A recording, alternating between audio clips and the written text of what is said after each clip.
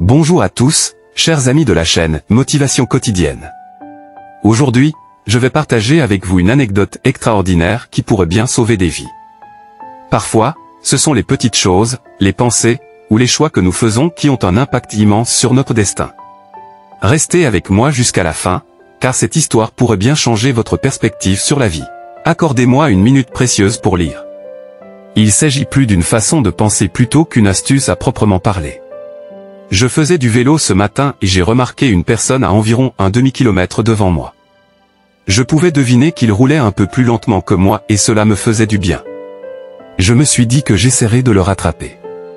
J'ai donc commencé à faire du vélo de plus en plus vite. À chaque coin de rue, je gagnais un peu plus sur lui.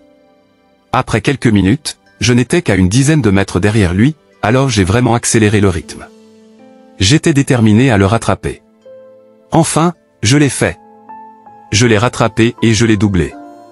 Intérieurement, je me sentais très bien. Je l'ai battu. Bien sûr, il ne savait même pas qu'on courait.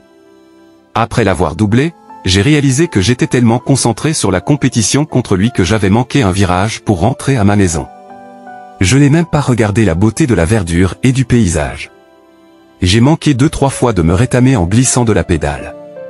Je me suis alors rendu compte que c'est ce qui se passe dans la vie quand on se concentre sur la compétition avec ses collègues de travail, voisins, amis, famille, en essayant de les surpasser et de montrer notre supériorité en voulant prouver que nous avons plus de succès qu'eux.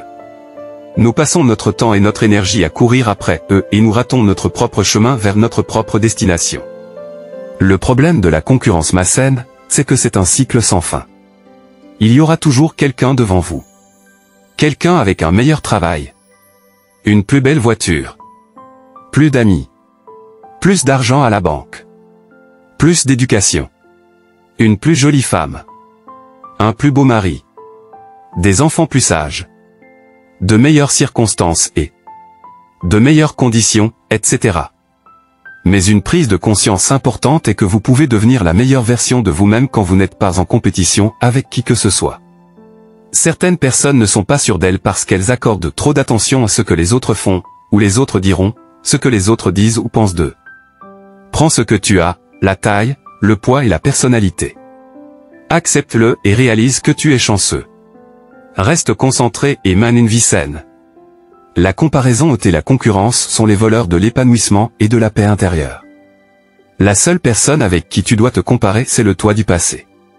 La première personne que tu dois aimer le plus au monde et que tu dois chérir, c'est toi.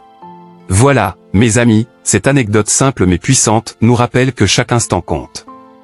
Nos décisions, nos paroles et nos actions peuvent avoir des conséquences profondes. Alors, soyons attentifs, soyons bienveillants, et surtout, gardons toujours l'espoir. Merci d'avoir partagé ce moment avec moi. Je tiens à vous remercier du fond du cœur pour votre soutien continu. Vos commentaires, vos likes et vos partages font toute la différence. Ensemble, nous créons une communauté positive et inspirante. N'oubliez pas de vous abonner si ce n'est pas déjà fait, et à très bientôt pour de nouvelles aventures motivantes.